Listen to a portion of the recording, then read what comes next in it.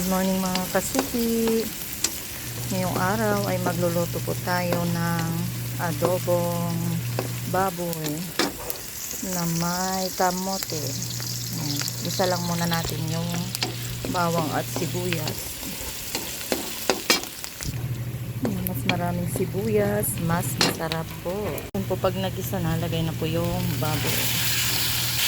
Pangkutsa lang po natin siya. Ito na po yung magic paminta.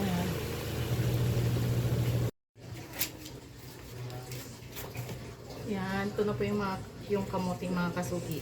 Yagad ka rin po lang gamit ang gatyaran ng cheese. Ganyan lang po.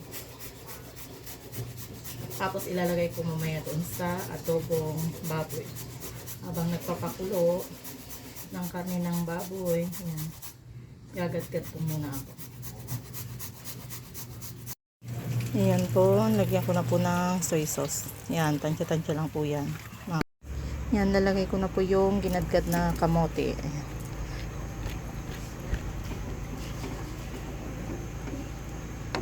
Yan, hayaan lang natin lumambot yung karne ng baboy at yung kamoting ginadgad.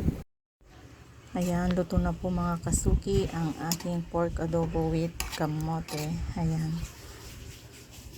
Yung malapot na yung sabaw niya.